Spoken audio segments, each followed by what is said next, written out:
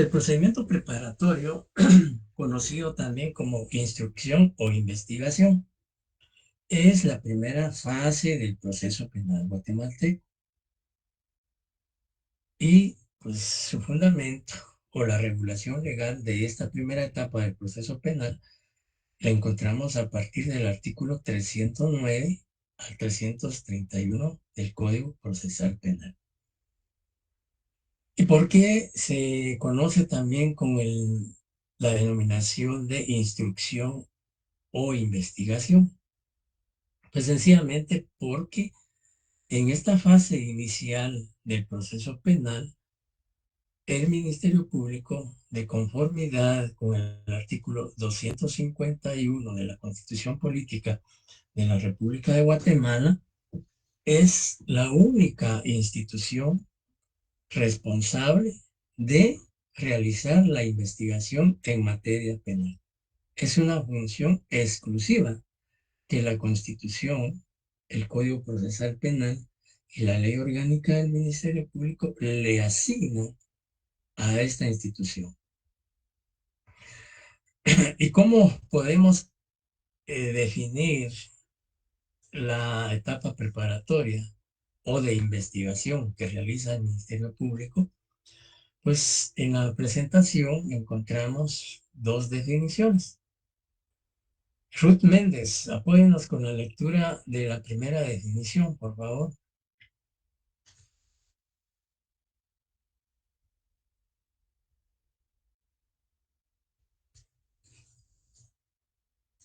Cristian Solares.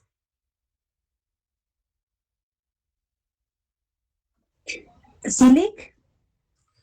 Si sería tan amable de Ordeneli, apoyarnos con la lectura de la ok, primera definición que aparece en la presentación. ok, suficiente. Muy bien. Silic es la investigación realizada por el Ministerio Público con el apoyo de la Policía Nacional Civil, que tiene como finalidad recabar los medios de investigación útiles, necesarios y pertinentes para preparar y fundamentar los actos conclusivos que el ente acusador presentará al juez contralor de la investigación. Muchas gracias. Bien, como sabemos, la investigación que realiza el Ministerio Público es la búsqueda, es la recolección de los indicios o de los medios de investigación para determinar, primero, la existencia del hecho delictivo, es decir, que el hecho denunciado revista en efecto características delictivas. Luego, también determinar la posible participación o intervención del sindicado en la comisión de ese hecho delictivo. Como dice el artículo 5 del Código Penal, cuando se refiere a los fines del proceso penal. En la investigación que realiza el Ministerio Público debe cumplirse con esos fines que establece el artículo 5 del Código Procesal Penal. ¿Y cómo va el Ministerio Público a determinar o a establecer la existencia del hecho delictivo en cuanto a modo, tiempo, forma, lugar, etcétera? Y a la participación del imputado como autor, como cómplice o como encubridor, pues definitivamente no hay otra forma o manera de determinar esas circunstancias sino a través de la investigación. Y como dice la primera definición, ¿cuál es la finalidad de la investigación? Pues sencillamente la búsqueda, la obtención, la recolección de medios de investigación. Pero esos medios de investigación tienen que ser útiles, necesarios y pertinentes. Cuando se habla de que esos medios de investigación sean útiles, es que, valga el término común, sirvan para el esclarecimiento del hecho delictivo, que realmente sean, digamos, fehacientes y que permitan descubrir, determinar como les decía, no solo la existencia del hecho delictivo, sino la presunta o presumible participación del sindicado. Y que también esos medios de investigación sean necesarios, es decir, recabarlos, recolectarlos, y que sean pertinentes, es decir, que tengan relación directa o indirecta con la comisión del hecho delictivo y la participación y posible responsabilidad del imputado en ese hecho punido. Y todo ello va con la finalidad, como dice la ley, para preparar y fundamentar los actos conclusivos que el ente acusador presentará al juez contralor de la investigación. Pero la investigación no solo es para fundamentar y preparar los hechos conclusivos, sino también en primera, digamos, como incidencias iniciales del proceso penal para fundamentar en un momento dado la detención del imputado por creerse, por presumirse que tiene vinculación, participación o intervención en la comisión de ese hecho delictivo. Pensemos que el Ministerio Público inició la investigación a raíz de una denuncia que presentó una persona por el delito de robo agravado. El Ministerio Público inicia la investigación, entrevista a testigos, recaba informes o prueba documental, practica peritajes, escucha a la víctima, etcétera. Y pues con esos medios de investigación que el Ministerio Público ya tiene en su poder, pues el Ministerio Público puede pensar, dice, bueno, existen dos testigos que les consta la comisión del hecho delictivo y se indican al imputado. Existen documentos que acreditan que los bienes sustraídos por el imputado pertenecen a la víctima, los cuales acredita con facturas, con acta de declaración jurada, etcétera. Y también existen peritajes en relación a determinar que en efecto sí hubo violencia al ingresar al mueble, a sustraer los objetos, etcétera, etcétera. Pues estos medios de investigación, pues a criterio del fiscal o del Ministerio Público, son suficientes para requerir al juez la orden de detención del imputado. Entonces esa investigación pues no solo es para fundamentar los actos conclusivos que ya prácticamente son al final de la investigación que realiza el Ministerio Público, pero en diligencias primarias o preliminares, pues como les decía, esa investigación puede permitir que se requiera la detención del imputado. El juez ordena la detención si considera que es procedente porque el Ministerio Público le presentó esos medios de investigación y a criterio del juez, de acuerdo a su estudio o análisis, sí existe la posibilidad de que el imputado haya participado en la comisión del delito y ordena la detención. Es detenido, es puesto a disposición del juez, recibe su primera declaración el juez y luego pues resuelve la situación jurídica del imputado. ¿Se recuerdan ustedes que qué decisiones judiciales puede el juez adoptar luego para resolver la situación jurídica del imputado luego de que éste preste su primera declaración?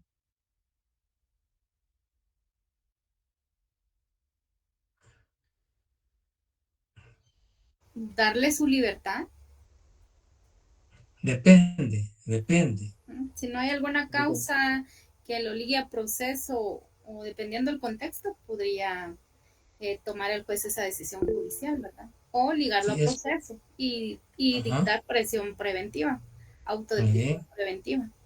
Muy bien. Sí, Daniel Rodas. La falta de mérito, licenciado, el sobreseimiento, lo que hizo la compañera, ligarlo al proceso. Ajá, sí. Nidia nos aportó tres acciones que el juez puede adoptar para resolver la situación jurídica del imputado luego de su primera declaración. Decía, ligarlo a proceso, prisión preventiva, y el compañero nos aportó falta de Daniel, el compañero Daniel nos aportó falta de mérito. 3, pero hay una cuarta. ¿Cuál será la que falta? Ya dijimos que ligar a proceso por autoprocesamiento, prisión preventiva por auto de prisión, falta de mérito porque no hay mérito para dictar prisión preventiva ni ligarlo a proceso. ¿Y qué más?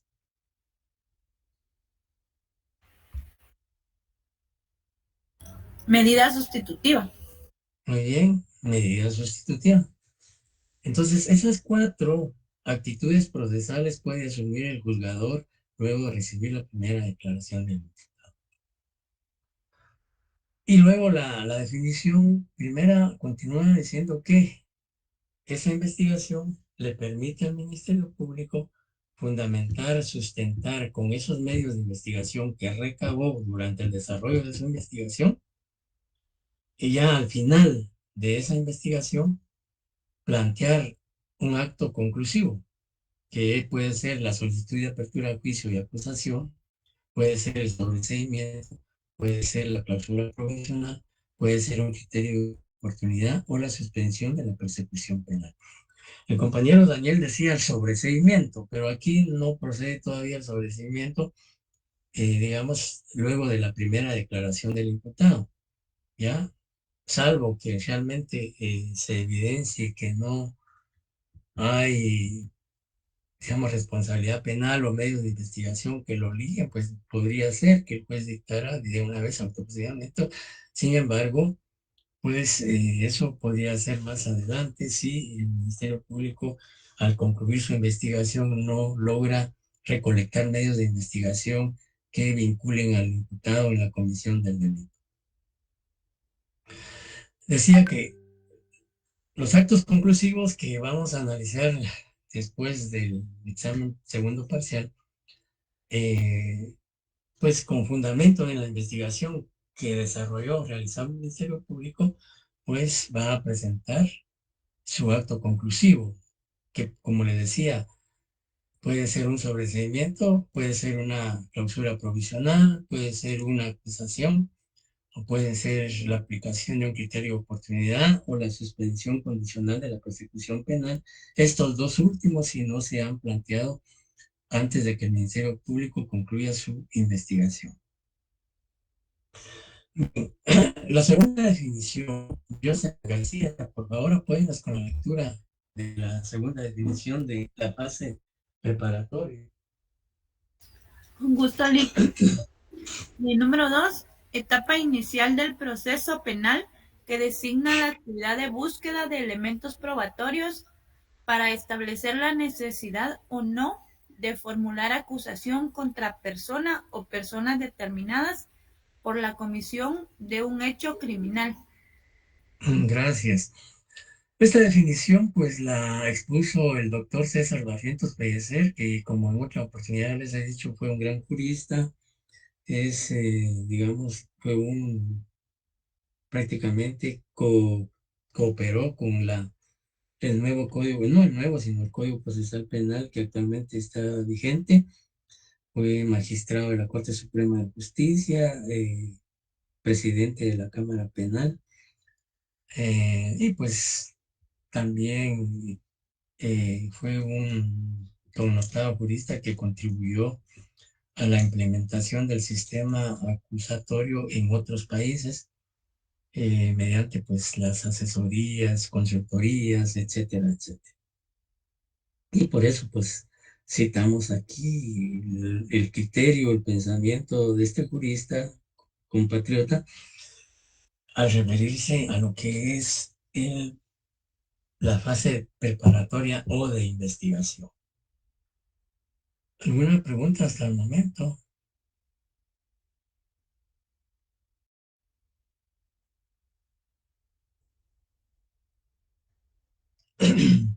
No, Lick, muchas gracias. Gracias. Bien, hablamos de puntos importantes aquí. ¿Cuáles son los fines de la etapa de investigación o la etapa preparatoria? Pues los que establece el artículo 5 y lo que establece el artículo 309 del Código Procesal Penal. Veamos que lo que dice el artículo 309 del Código Procesal Penal.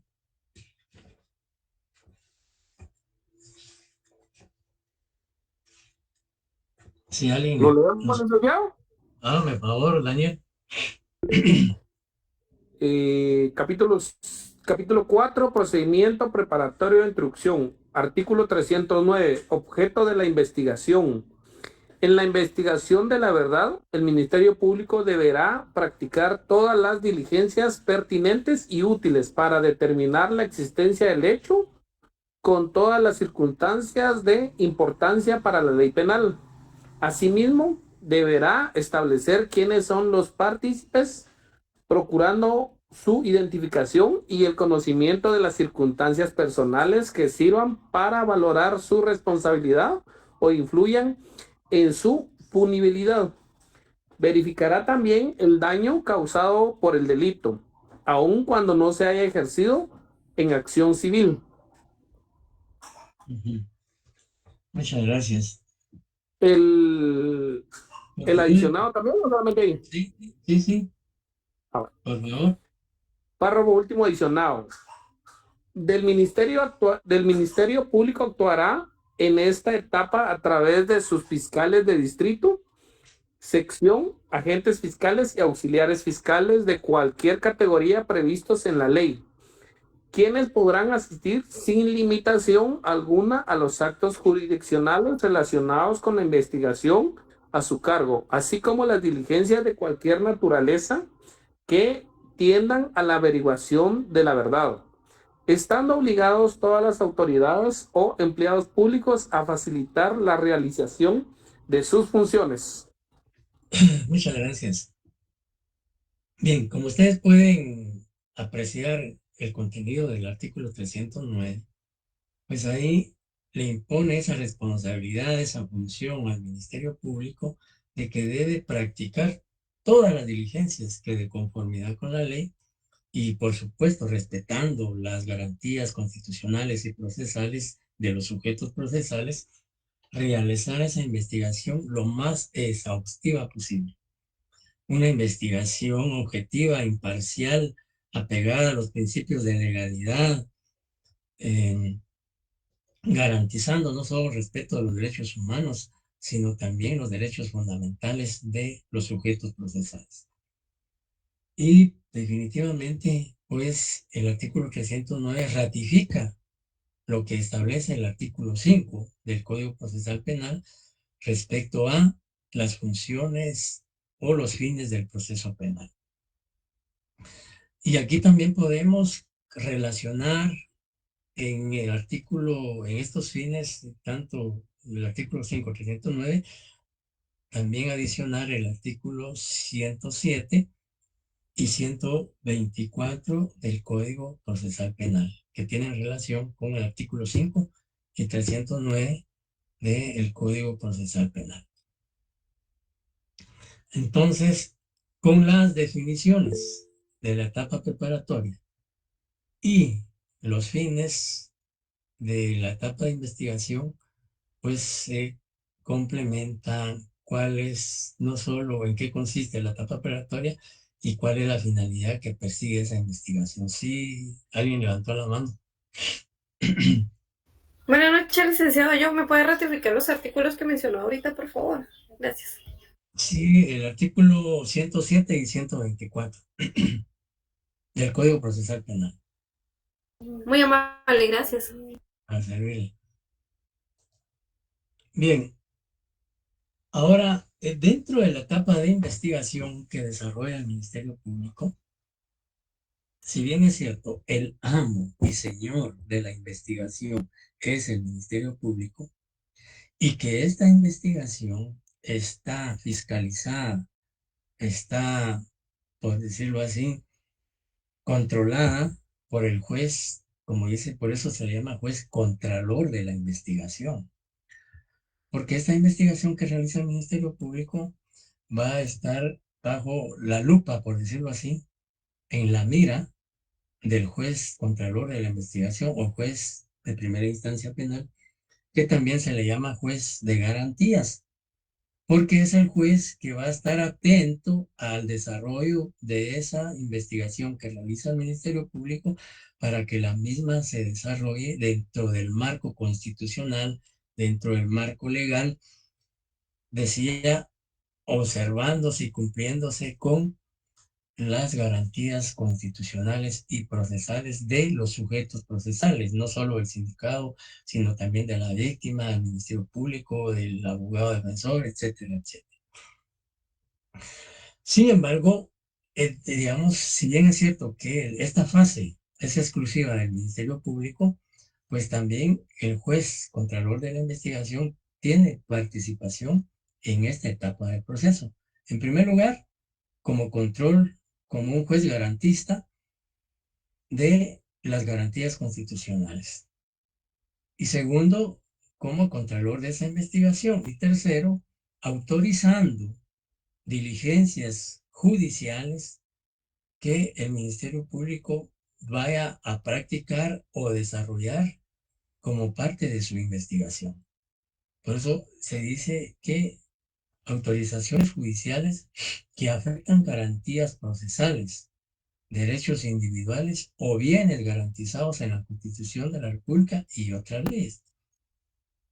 Por ejemplo, si el Ministerio Público en su investigación, pensemos en un delito de robo de vehículos, el Ministerio Público en su investigación establece que los vehículos robados se encuentran ocultos o guardados o escondidos en una bodega de la zona de la 28 calle y Quinta Avenida de la zona 5 de la ciudad de Guatemala,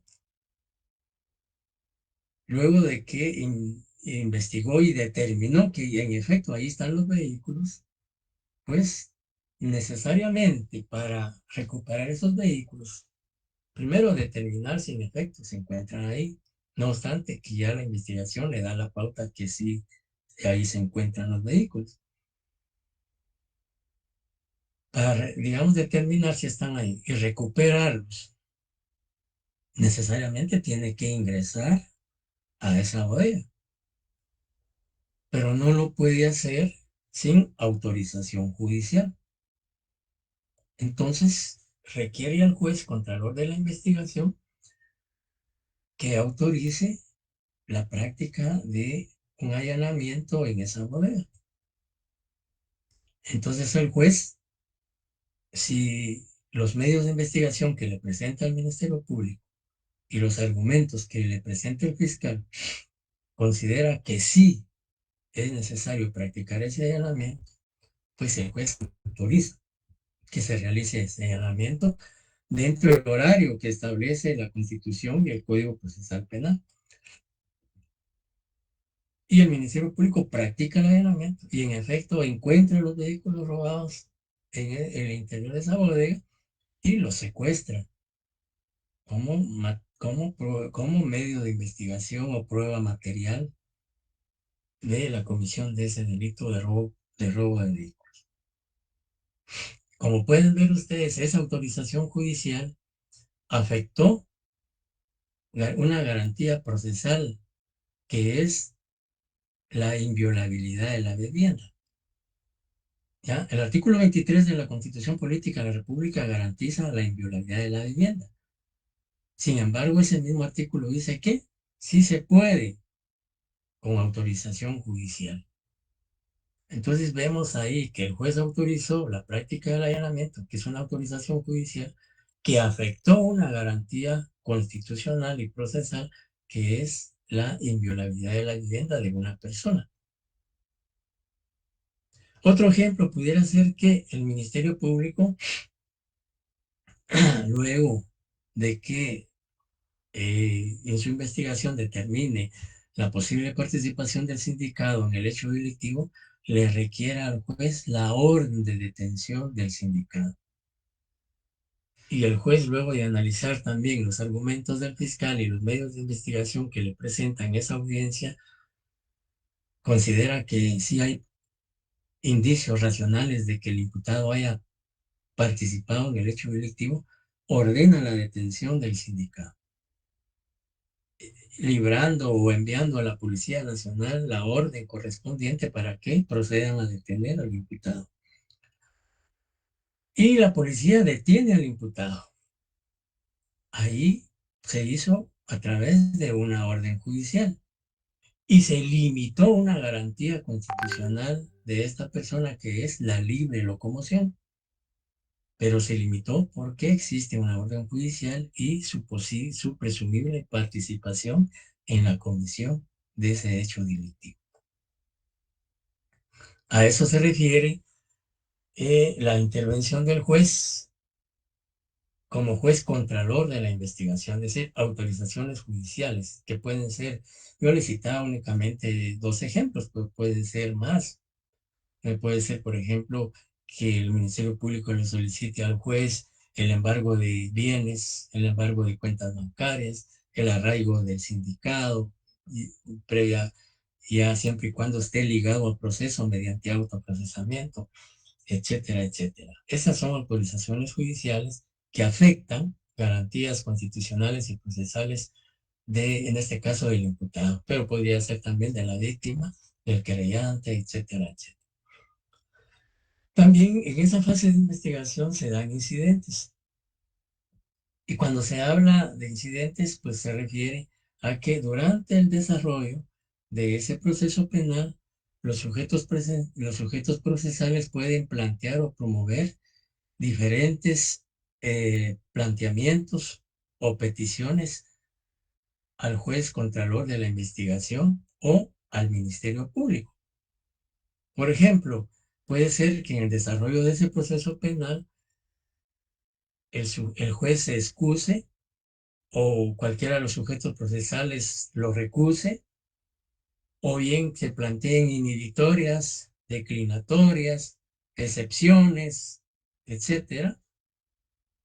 ¿Cuáles son las excepciones que se pueden plantear en un proceso penal? Lo vimos la semana pasada. ¿Cuáles son? Pregunta de examen.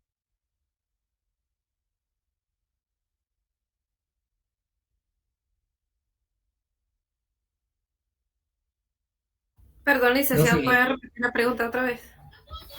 decía aquí, ¿cuáles son las excepciones que pueden plantearse durante el desarrollo del proceso penal?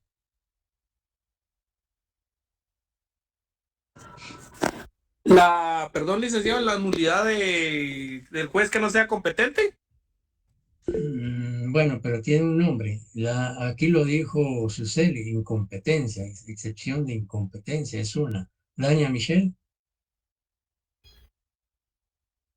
El hecho de que conozca al sindicado o el imputado.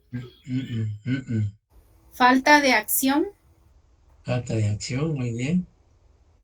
¿Y cuál es la otra? Extinción de la persecución.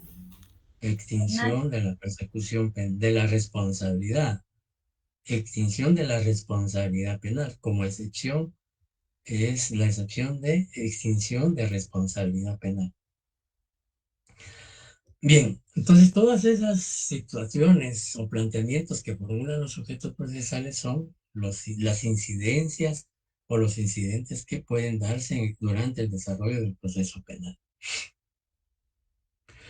También el Código Procesal Penal, en el artículo 317, 318 y 348 del Código Procesal Penal, habla de que en la fase preparatoria y también en la fase de preparación del debate se pueden plantear o promover anticipos de prueba.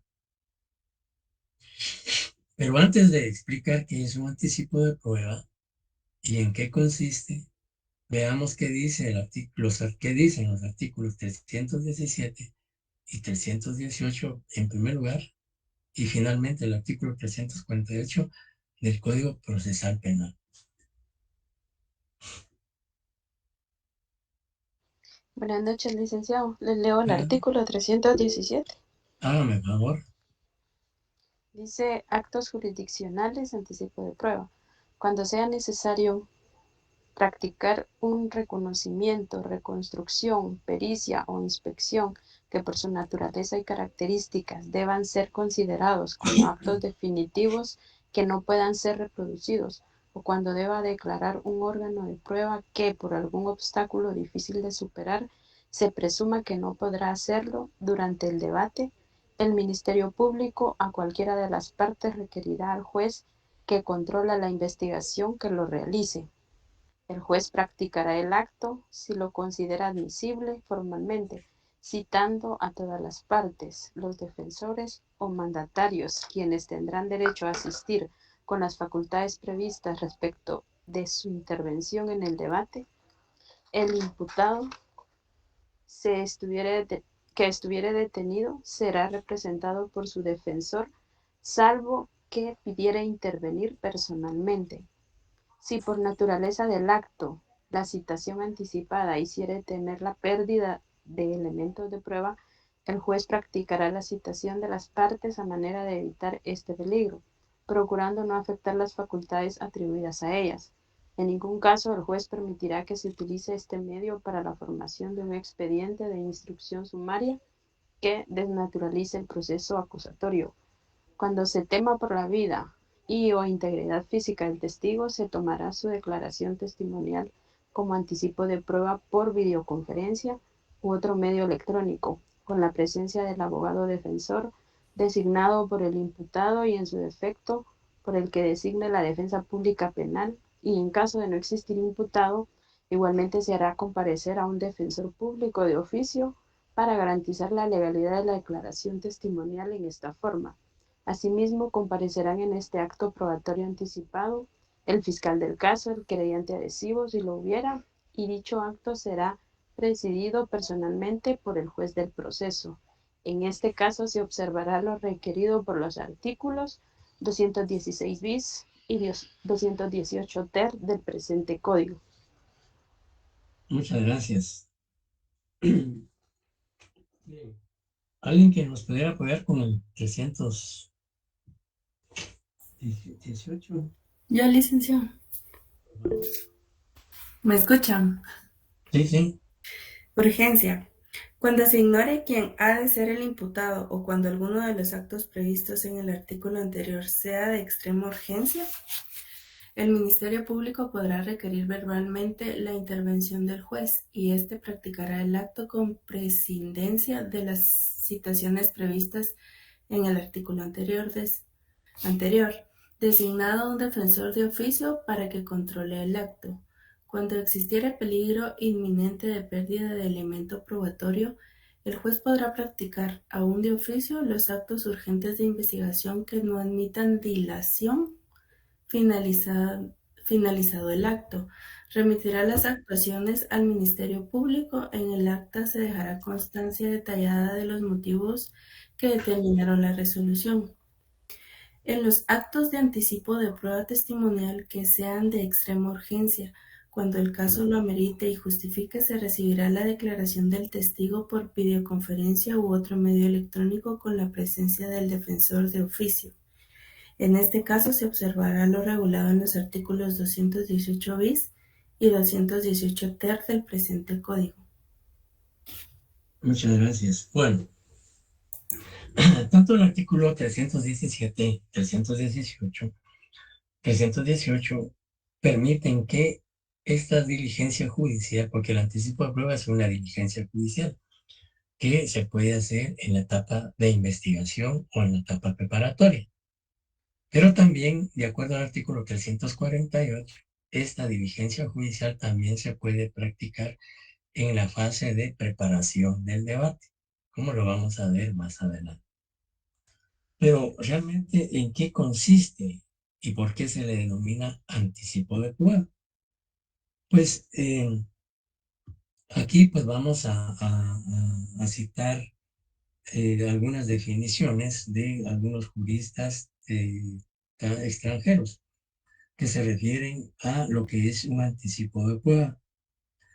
Por ejemplo, el tratadista o jurista Claria Olmedo, Jorge Claria Olmedo, que es un jurista argentino, dice que, si ustedes quieren, anoten lo que yo les voy a mencionar, porque no aparece en la presentación el criterio o la definición de este jurista con relación al anticipo de prueba.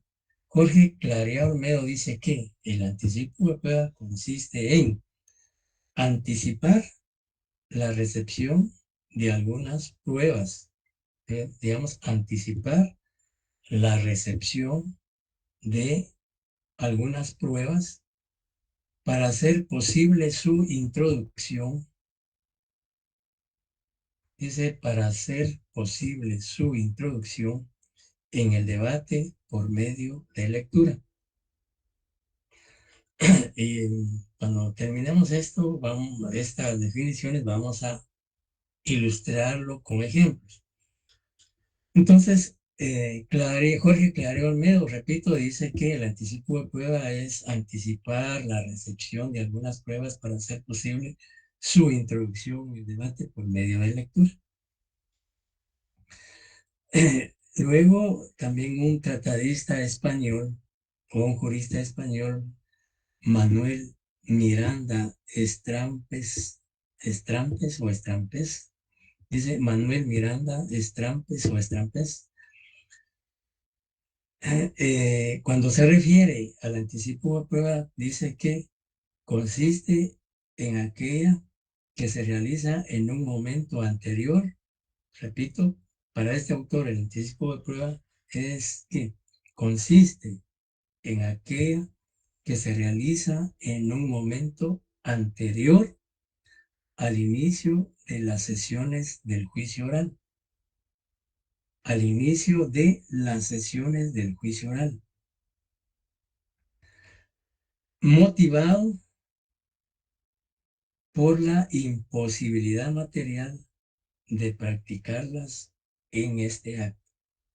Repito, motivado por la imposibilidad material de practicarlas en este acto.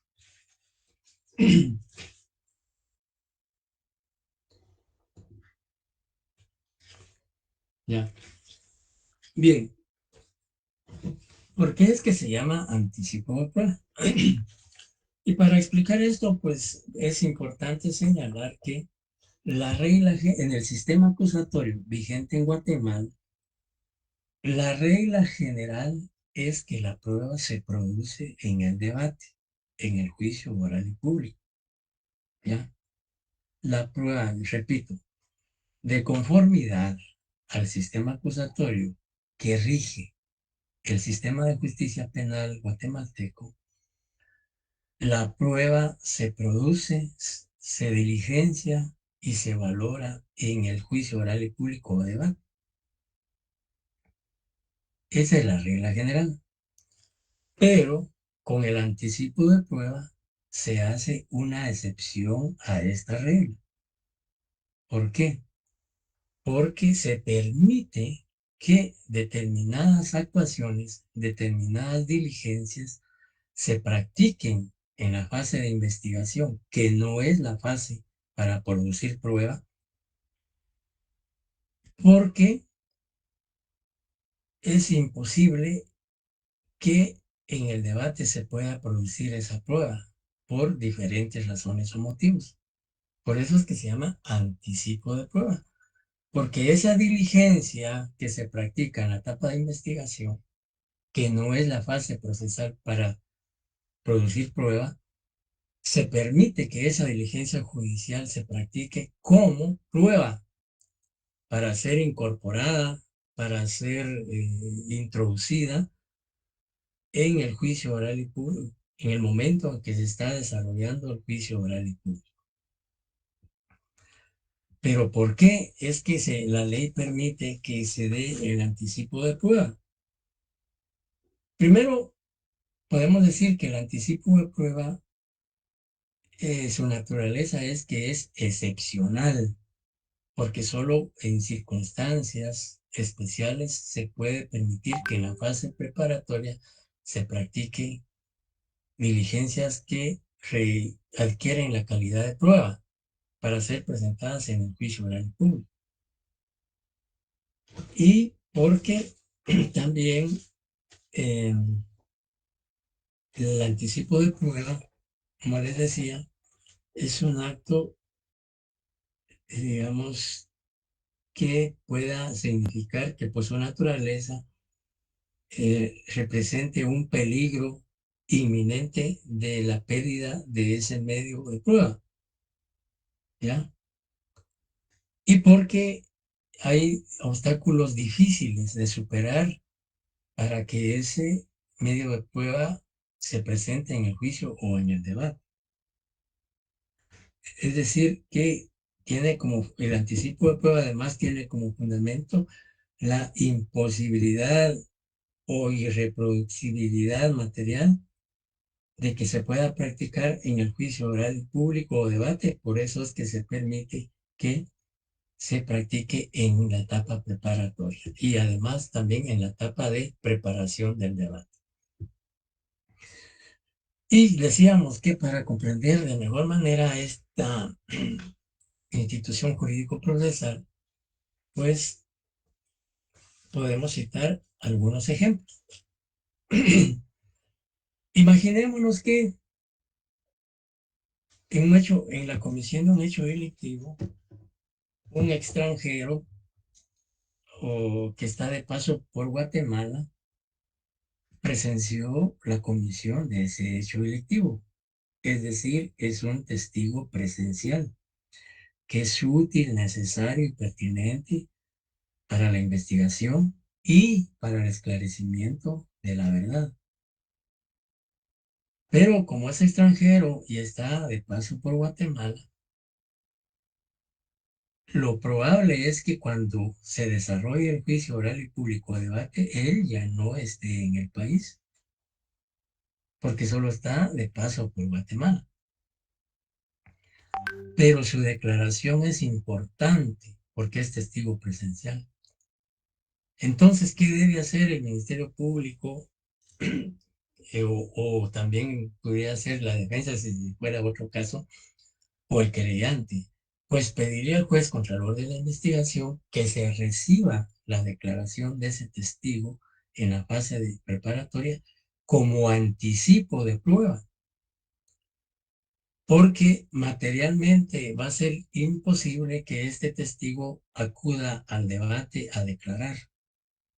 Porque cuando el debate se realice, que imaginemos que el hecho delictivo ocurrió hace una semana y él va a estar aquí en Guatemala únicamente 2 semanas, y en lo que se realiza la investigación y en lo que ese proceso llegue a debate, que podría ser tardarse 1 año más, o 6 meses o más, no sé, dependiendo de la saturación o carga de trabajo que tengan los tribunales. Entonces ese testigo cuando se realice el debate no va a estar presente en Guatemala. Entonces para garantizar esa declaración y obtenerla, entonces el Ministerio Público como parte de su investigación puede pedirle al juez contralor de la investigación o solicitarle al juez contralor de la investigación que esa declaración testimonial se reciba como anticipo de prueba. Y como esa declaración se va a hacer constar en acta, pues el acta que contiene esa declaración es la que se va a presentar o introducir en el debate, en el momento en que se reciba la prueba. Por eso es anticipo de prueba. Otro ejemplo podría ser que en un delito generalmente el anticipo de prueba se da en los delitos de narcoactividad, contra la narcoactividad. Es decir, en aquellos delitos que regula la ley contra la narcoactividad, que puede ser promoción y estímulo digamos, puede ser el delito de consumo de drogas, puede ser en contrabando o no contrabando, sino el tráfico de drogas, etc. Imaginémonos que uno de esos delitos se incauta un cargamento de droga y pues hay que hacerle el análisis químico-biológico para determinar la pureza y si en realidad es droga. Imaginemos que se diga que es cocaína y que se le hace una prueba digamos, primaria, una prueba como se hace en la práctica, que inicial se hace una prueba y si se determina que es cocaína, pues ya el resto se hará el análisis de la misma ya con más formalidad, de acuerdo a la ley, los requisitos, etcétera, etcétera. Pero pensemos que en efecto se trata de cocaína. Entonces hay que hacer el análisis químico para determinar si es cocaína, el grado de pureza que tiene, la cantidad, el peso, etcétera, etcétera. Pero existe riesgo de que si esa droga se almacena en un determinado lugar, existe ese riesgo de que esa droga pueda ser alterada y que en lugar de la droga coloquen harina, coloquen otro tipo de material, o que esa droga pueda ser recuperada por la organización o el cártel de droga a quien se le incautó esa droga, o pueda ser robada, hurtada, etcétera, como ha ocurrido lamentablemente en algunos casos.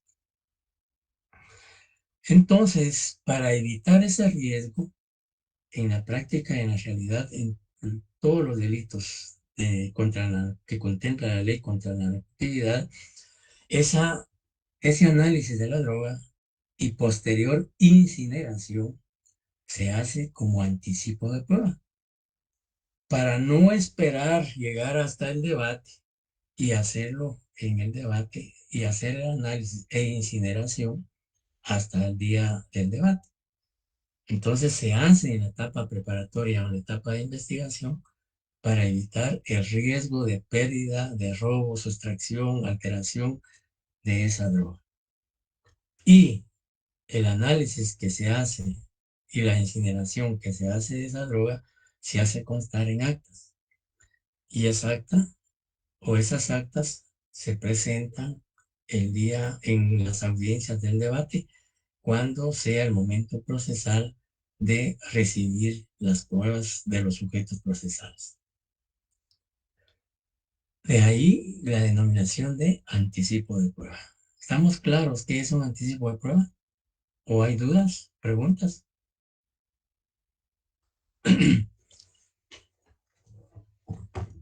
La ley, el artículo 317 dice qué diligencias se pueden practicar como anticipos de prueba. Y también dice que para que se puedan practicar como anticipo de prueba, dice que por su naturaleza y características deban ser considerados como actos definitivos, que no pueden ser reproducidos, o cuando deba declarar un órgano de prueba que por algún obstáculo difícil de superar, se presuma que no podrá hacerlo durante el debate. El Ministerio Público o cualquiera de las partes requerirá al juez que controla la investigación que la realice. Entonces, esas son las características que debe reunir esa diligencia para ser practicada como anticipo de prueba. Que, digamos, que sea un acto definitivo, que no pueda ser reproducido en el debate, porque exista riesgo, amenaza, pérdida de ese medio de prueba, y exista un obstáculo difícil de superar, o la naturaleza del acto lo impida, etcétera, etcétera. Entonces, que quede claro que el anticipo de prueba se puede practicar en la fase preparatoria o de investigación y en la etapa o en la fase de preparación del debate de acuerdo al artículo 348.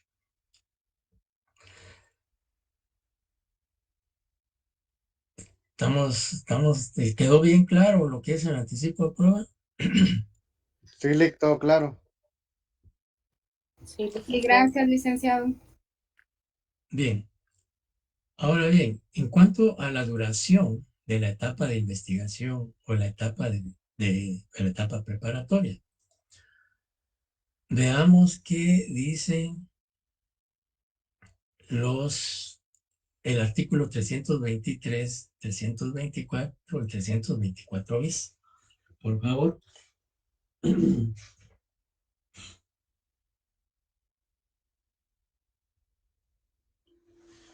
El artículo 323 habla sobre la duración de la etapa preparatoria. Dice, el procedimiento preparatorio deberá concluir lo antes posible. O sea, primero tiene lo antes posible. Es decir, lo más inmediato, lo más rápido posible. Procediéndose con la celeridad que el caso amerita. Y deberá practicarse dentro de un plazo de 3 meses. ¿Ya? Por un lado, el artículo 323 dice que la etapa de investigación debe concluir o terminar, el Ministerio Público la debe finalizar lo más rápido, lo antes posible. Es decir, no necesariamente esperar los 3 meses. Si se puede antes, pues es lo ideal, pero la ley hasta aquí da un plazo máximo de 3 meses. ¿Ya? En la etapa de investigación vamos a ver cuándo es 3 meses, cuándo es 6 meses y cuándo es plazo indefinido. Pero el artículo 323 claramente dice que la investigación que realiza el Ministerio Público debe realizarla lo más rápido, lo más inmediato posible, concluir. Pero si no es posible por la gravedad del hecho delictivo, por la complejidad del mismo, pues entonces la ley habla de un plazo de 3 meses. Ahora veamos qué dice el artículo 324, por favor. Artículo 324. Si quieres leerlo, Ulises. Bueno, artículo 324, petición de apertura. Cuando el Ministerio Público estime que la investigación proporcionada fundamento serio para el enjuiciamiento público del imputado, requerirá por escrito al juez la decisión de apertura del juicio. Con la apertura se formulará la acusación. Yo creo que es el bis, ¿verdad? ¿Perdón? Había que leer el 324 bis, ¿verdad? También. Dice el 34 bis y el normal. Ajá. Sí, el 324. Sí, porfa. Artículo 324 bis, control judicial. A los 3 meses de dictado el auto de prisión preventiva, si el Ministerio Público no ha planteado solicitud de conclusión del procedimiento preparatorio, el juez, bajo su responsabilidad, dictará resolución, concediéndole un plazo máximo de 3 días para que formule la solicitud que en su concepto corresponda. Si el fiscal asignado no formulare petición alguna, el juez lo comunicará al fiscal general de la República o al fiscal de distrito o de sección correspondiente para que tome las medidas disciplinarias correspondientes y orden la formulación de la petición procedente. El juez lo comunicará, además, obligatoriamente al Consejo del Ministerio Público para que lo proceda conforme a la ley.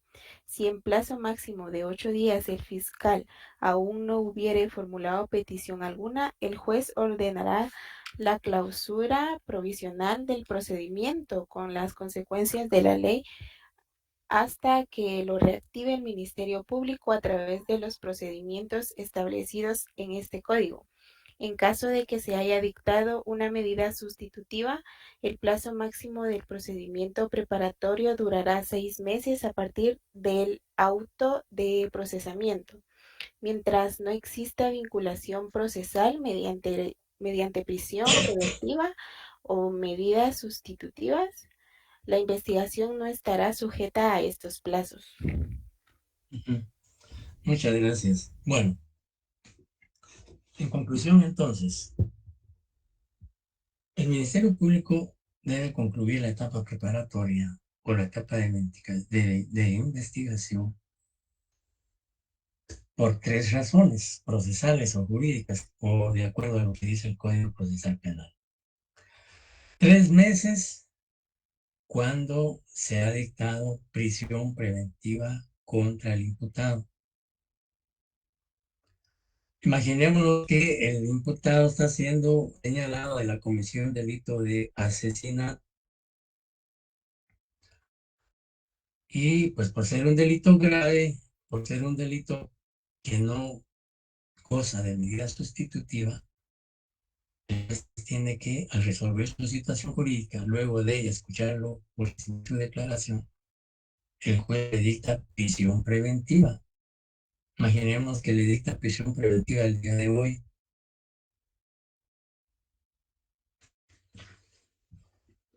...15 de octubre...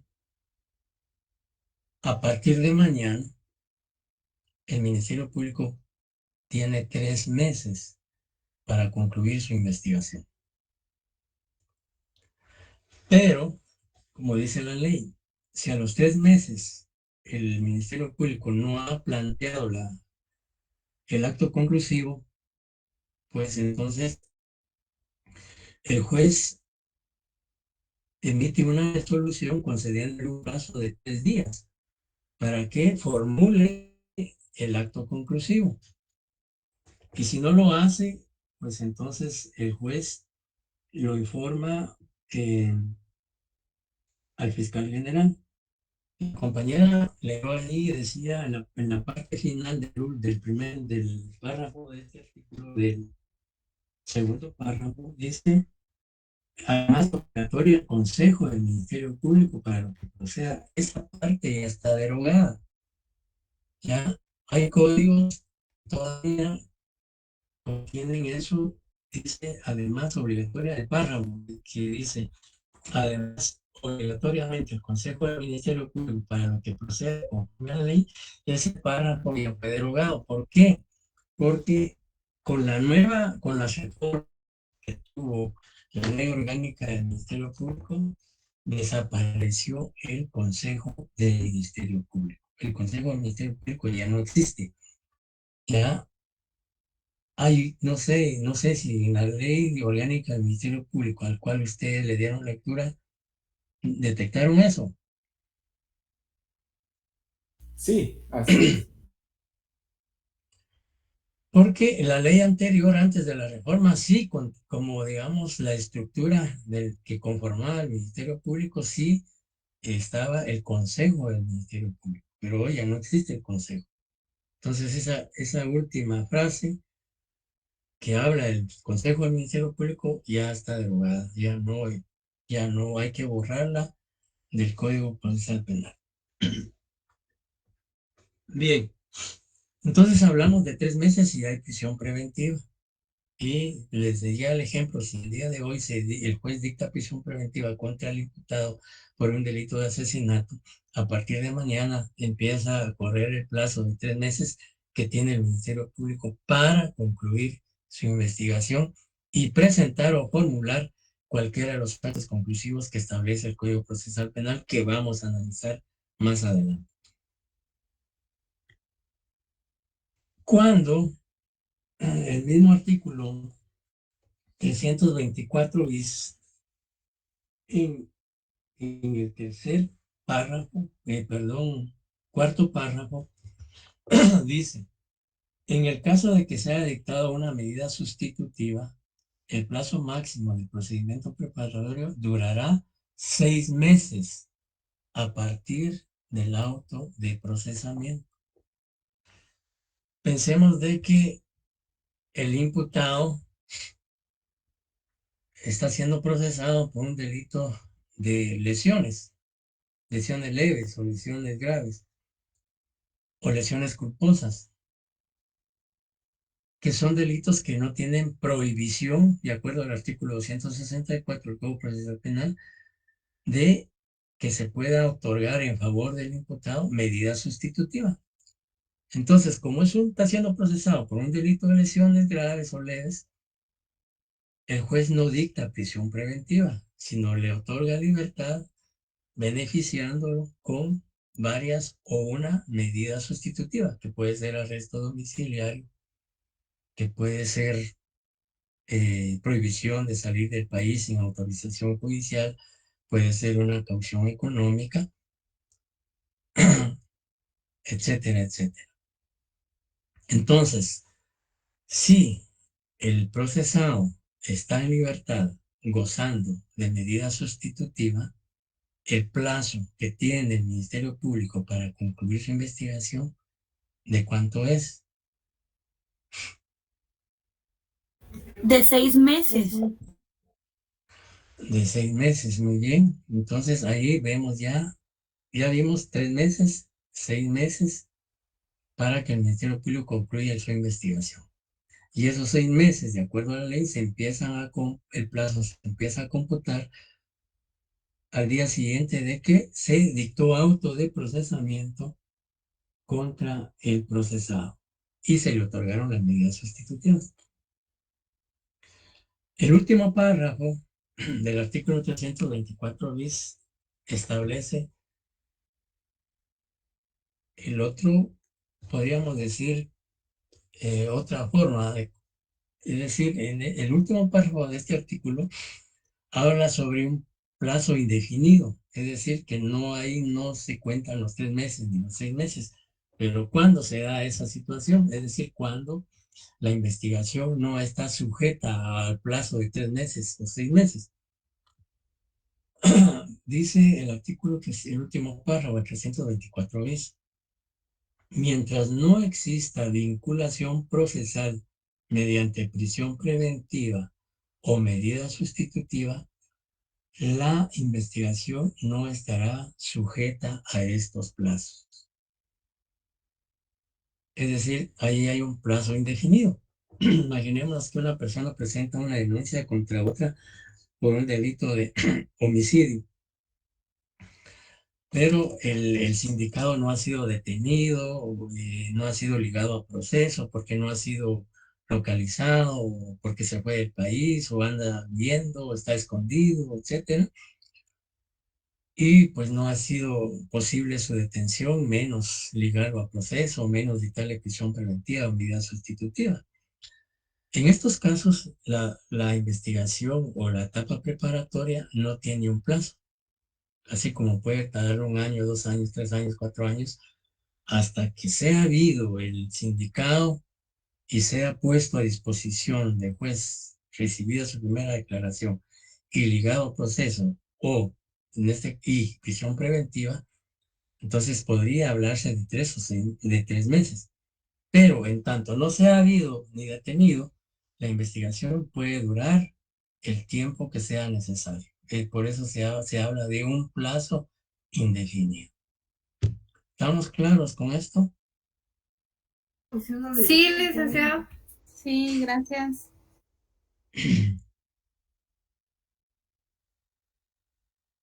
Licenciado, una pregunta. En la práctica, los plazos comúnmente nunca se cumplen. Por ejemplo, Ajá. a los 3 meses, el Ministerio Público suspende esta cuestión de plantear, y así sucesivamente con los demás, con el de 6 meses también. Ajá. ¿Qué se puede hacer en esos casos, o solo acoplarse al sistema que existe ya? Mire, en cuanto al procedimiento preparatorio, si el plazo es fatal. Por eso es que el artículo 324 dice, el 324 bis, dice que a los 3 meses de dictar auto de prisión preventiva, etcétera, etcétera, si el Ministerio Público no ha planteado solicitud de conclusión de procedimiento preparatorio, el juez bajo su responsabilidad dictará resolución concediendo un plazo máximo de 3 días para que formule la solicitud que corresponda. Es decir, que la etapa de investigación es fatal. Se tiene que cumplir 3 meses, 6 meses, según el caso. No hay prórroga, no hay, digamos, porque ahí sí sería responsabilidad del juez como contralor de la investigación, si llegados los 3 meses o 6 meses, según el caso, el Ministerio Público no ha planteado su petición. Lo que me imagino que usted piensa es lo relativo a la clausura provisional, que vamos a ver más adelante.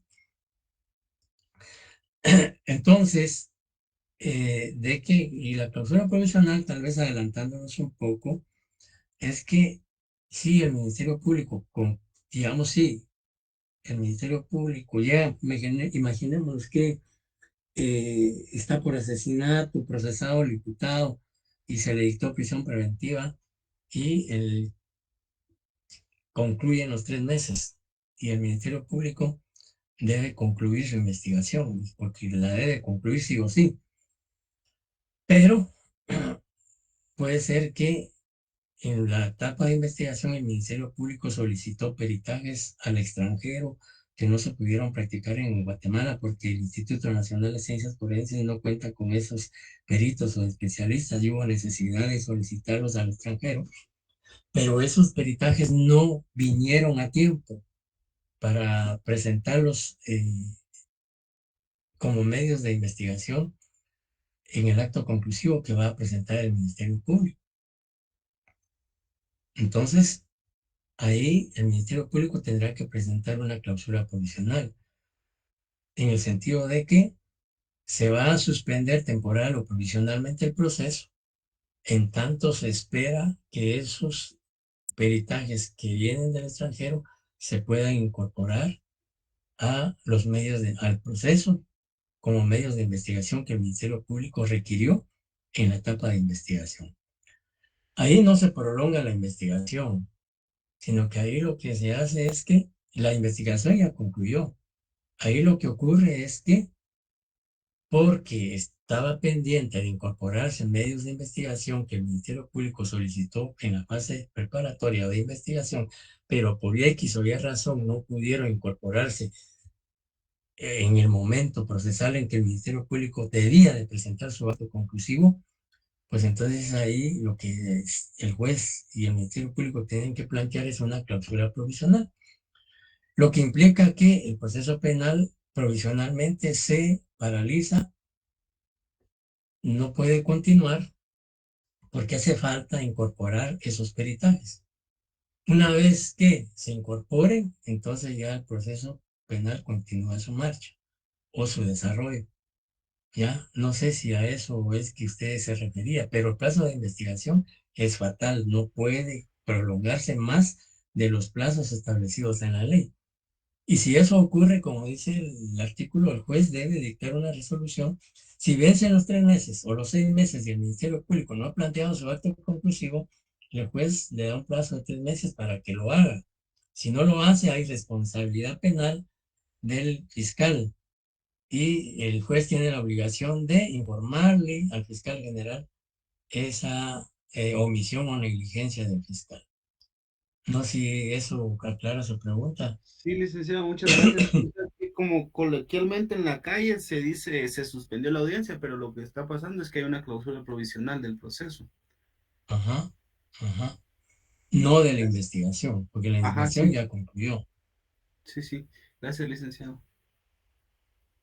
Bueno, ¿cuáles son los actos conclusivos que el Ministerio Público puede presentar, o debe, mejor no puede, sino debe presentar al concluir su investigación?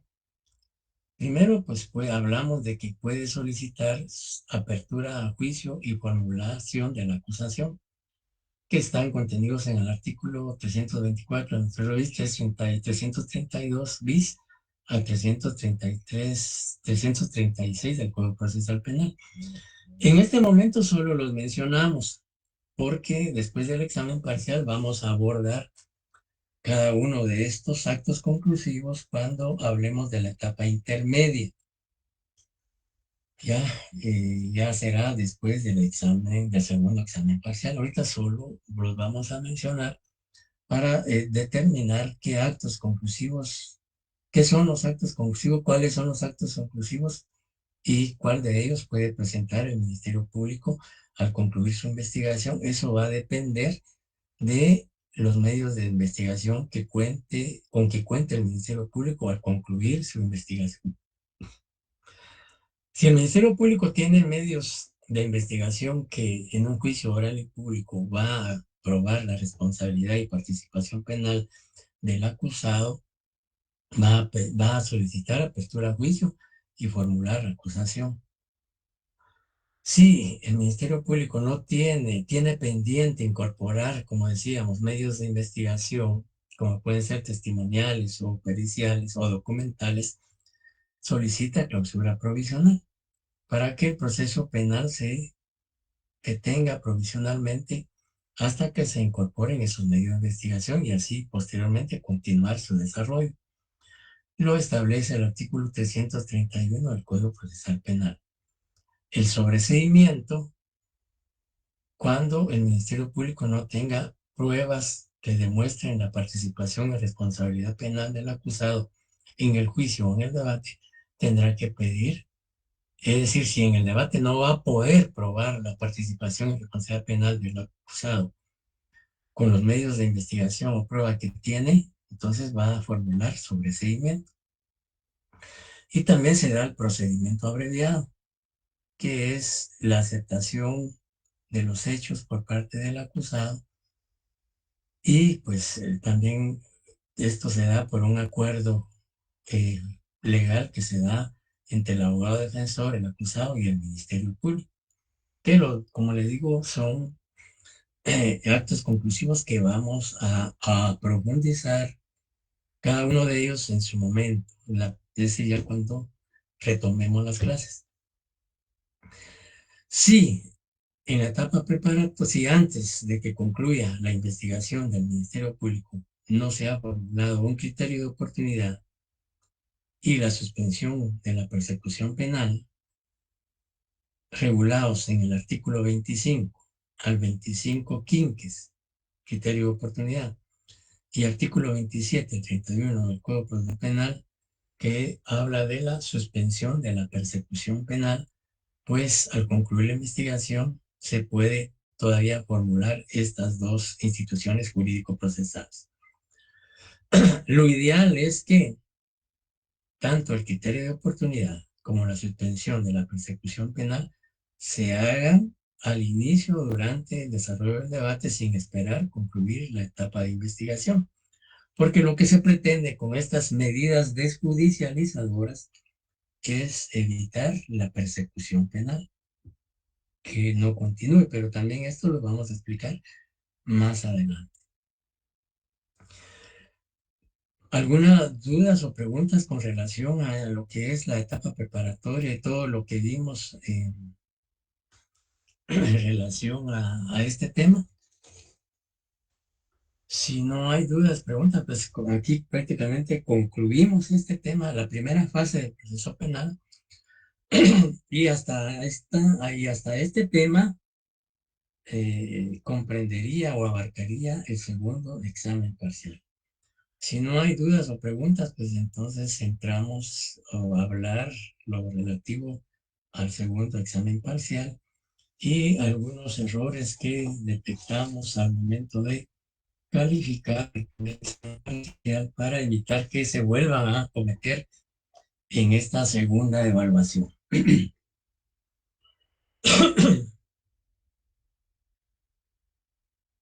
¿Estamos? Sí. Sí, licenciado. Licenciado, gracias. Muy bien, entonces concluimos con este punto y vamos a hablar sobre el segundo examen parcial. El mismo se va a desarrollar el jueves 24 de octubre del año en curso para la sección B en el horario de 17:30 a 19 horas en el salón que nos designen la coordinación, que generalmente son los mismos que utilizamos en el primer examen parcial, al menos que ahora en el segundo los cambie. Pero eso les informará el día del examen.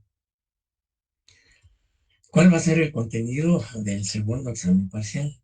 Pues vamos a abarcar desde el tema de la jurisdicción penal, es decir, los sujetos procesales esenciales, comenzando de la jurisdicción penal, la competencia penal, lo que es el juez, la competencia de los jueces en materia penal, lo que es el sindicado, el abogado defensor, lo que es el querellante adhesivo, querellante exclusivo, el procedimiento común, es decir, los actos introductorios, los obstáculos de la persecución penal y civil, y el tema de esta noche, que es la etapa preparatoria o de investigación. Y ya tengo entendido que ya tienen en su poder los temas de las diferentes presentaciones. ¿Así es o no? Sí, así es, licenciado, ya nos mandaron. Sí, licenciado. Sí, gracias. Es correcto.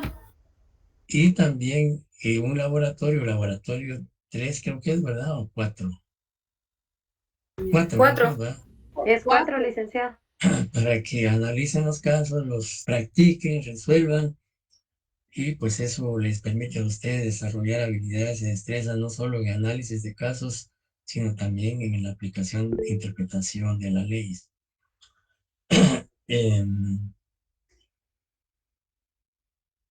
Eso es en cuanto al contenido. En cuanto a la metodología o evaluación, es la misma modalidad que el primer examen parcial.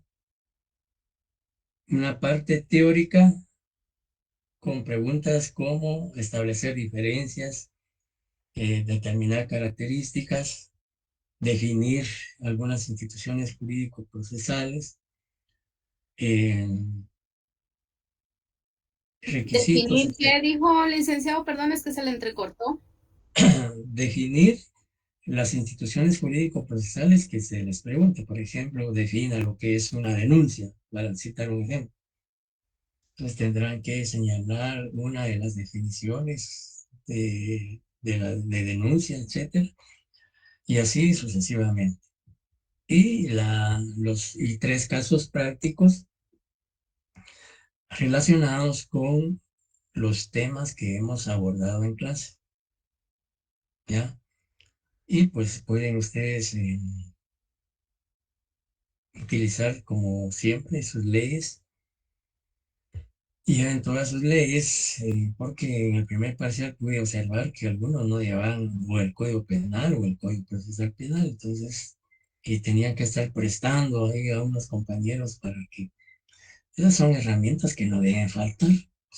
No es inconcebible que en un examen alguien no lleve su Código Penal o su Código Procesal Penal o su Constitución, que son herramientas elementales, básicas, que tienen que llevar no solo ese día, sino tenerlo siempre. Y pues básicamente es el contenido y la metodología del segundo examen parcial. En cuanto a algunos errores o omisiones que detecté en el primer examen parcial. Uno es que muchos no razonan su respuesta. Cuando se les dice, por ejemplo,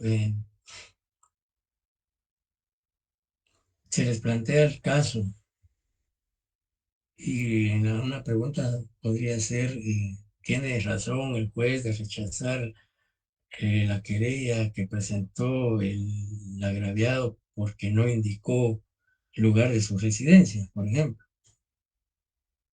Entonces, razone su respuesta. Entonces, muchos, ese es un ejemplo, pero les traigo este ejemplo porque en las respuestas, cuando no razonan sus respuestas, en el ejemplo que yo les cité hace un momentito, puede ser que digan sí, puede rechazar, o puede ser la respuesta no puede rechazar, o solo dicen sí, sí puede, no puede.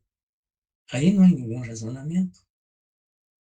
¿Ya? Si el juez rechaza, si tiene facultad de rechazar una querella, pues tiene que decir por qué el juez tiene la facultad de rechazarla.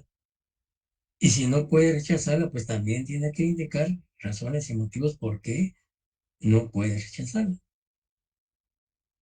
O solo indican artículo, por ejemplo, hablamos de las querellas. Puede ser que solo pongan artículo 302 del Código Procesal Penal.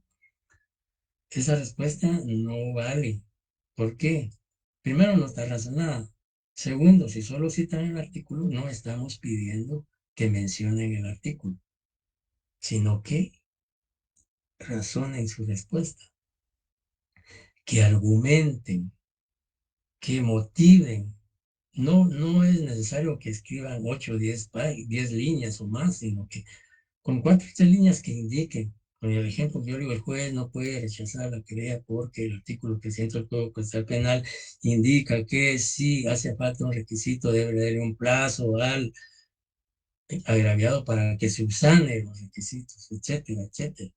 A veces la misma ley, el mismo artículo les da a ustedes las respuestas. Bueno, otro caso que vimos es que se copia el contenido del artículo. No estamos pidiendo qué dice el artículo.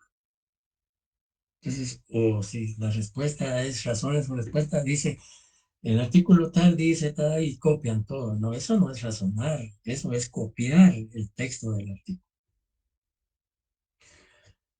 También otro error que se comete es cuando solo mencionan juez de primera instancia. O por ejemplo, si les pregunta qué juez es el competente para conocer proceso penal contra el imputado por el delito de amenazas, por ejemplo, o un delito de robo o hurto. Puede ser que solo pongan juez de primera instancia, pero ahí la respuesta es inconclusa. Porque juez de primera instancia puede ser juez de primera instancia civil, juez de primera instancia de familia, juez de primera instancia laboral. Hay que especificar que es un juez de primera instancia penal, porque estamos en materia penal. Otro aspecto es que no se tipifica bien el tipo penal. Cuando se les pregunta qué delito cometió el juez, por ejemplo, muchos ponen abuso de poder y no hay delito abuso de poder. Podrá ser abuso de autoridad, prevaricato, pero no existe delito de abuso de poder. O cuando se les pregunta también qué delito cometió el fiscal o el defensor, nos citan garantías constitucionales que están plasmadas en la Constitución o garantías procesales que están plasmadas en el Código Procesal Penal. Y no se está preguntando qué garantías se violaron, sino qué delito cometió la persona a quien se le está imputando ese hecho. También, cuando se les pregunta qué diferencia hay entre, por ejemplo, si se les pregunta en el examen anterior, qué diferencias hay entre determinadas instituciones jurídicas, pues me ponen las similitudes o las semejanzas que existen entre ambas, o me ponen el concepto o la definición de la institución jurídico-procesal que se está preguntando. No, se está preguntando diferencias. Por ejemplo, si se les preguntara qué diferencia hay entre el querellante adhesivo y el querellante exclusivo, pues tienen que indicar qué diferencia hay entre ellos, no indicar en qué consiste el querellante adhesivo y en qué consiste el querellante exclusivo. Es decir, dar la definición de ambos, no, diferencias. También en muchos exámenes puede establecer que se utiliza mucho el término demanda y demandado, que son términos más que todo aplicables en derecho procesal civil. En materia penal tenemos que hablar de imputado, sindicado, procesado, abogado defensor, querellante adhesivo, querellante exclusivo, denunciante, denunciado, etcétera, etcétera. No demandante, demandado, no demanda, porque dices la demanda, no, aquí hablemos de denuncia, querella, prevención policial, conocimiento de oficio, certificación de lo conducente. Ya, yo sé, pues que yo no sé, ahorita no están viendo todavía procesal civil, pero posiblemente algunos que están ya cursando el 8º semestre o 7º semestre, y ya quizás están viendo derecho procesal civil y solo llevan procesal penal. Entonces, puede dar que a eso se deba la confusión, que citen también citan artículos del Código Procesal Civil y Mercantil, en lugar de citar artículos del Código Procesal Penal. Yo entiendo que posiblemente a eso se deba que en algunos exámenes algunos compañeros consignaron artículos del Código Procesal Civil y Mercantil. En el apartado, en los casos, en el último apartado que siempre se les solicita que consignen, dice, citen los artículos de las leyes aplicables al presente caso. Eso significa que no solo deben citar artículos de la Constitución, artículos del Código, que solo de la Constitución, porque en muchos casos, algunos solo artículos 1 o 2 de la Constitución, y ahí nada más, no citaron ningún artículo del Código Procesal Penal, ningún artículo del Código Penal, o de la Ley del Orden Judicial, o de la Convención Americana.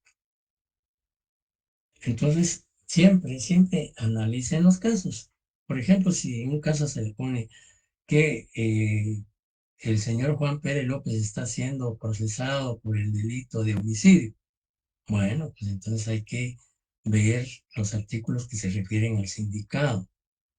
Hay que ver los artículos o el artículo que se refiere al delito. Bueno, y el proceso está siendo conocido por el juez de primera instancia, juez segundo pluripersonal de primera instancia penal. Ver los artículos que se refieren a los jueces de primera instancia penal.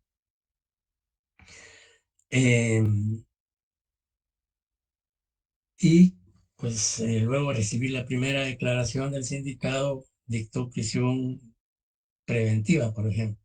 Entonces hay que ver los artículos que se refieren a la primera declaración, ver los artículos que se refieren a prisión preventiva, que son los artículos aplicables al caso.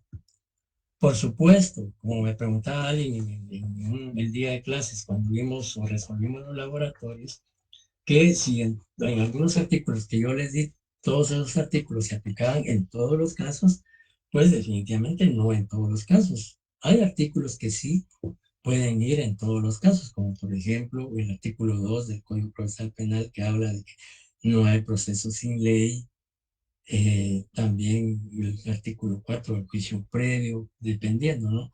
El artículo 5, los fines del proceso, el derecho de defensa, presunción de inocencia, etcétera, que son artículos que, como se dicen, digamos, cajoneros en la mayoría de casos.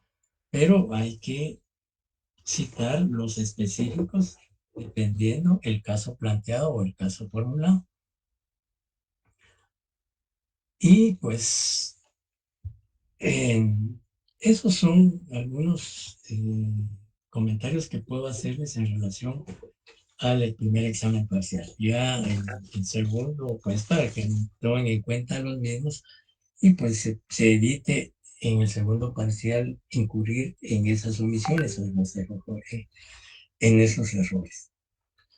Entonces, el día jueves no tendremos clases para no complicarles sus exámenes, pues yo ahí sí que aprovechando pues que hoy no tenía examen, pues quise tomarme este tiempo y agradecerles muchísimo su apoyo, el haberse conectado. Eso implica una gran responsabilidad, una gran seriedad, una gran interés de ustedes. Aunque pues hubo algunos compañeros que trataron de impedir que se diera clases, pues gracias a ustedes que asumieron ese compromiso. Y la verdad es que quería agotar este tema porque pues es materia de segundo examen parcial. Hasta aquí, entonces, el segundo examen parcial. Repito, ¿sí?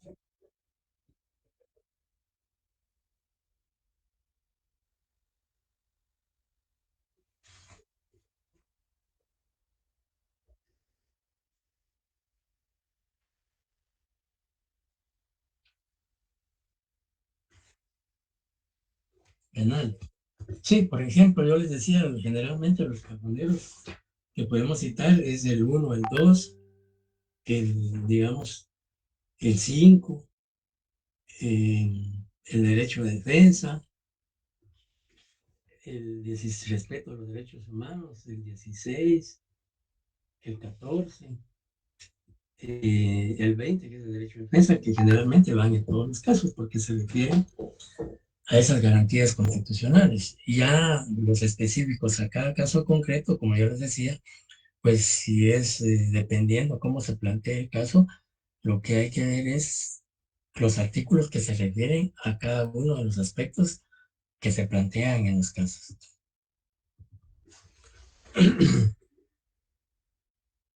Entonces, les decía que el jueves no vamos a tener clases para que ustedes puedan estudiar y no robarles más su tiempo estando en exámenes, pero en esta ocasión, pues para tratar de avanzar y para tratar de agotar este tema que vamos a evaluar en el segundo examen parcial.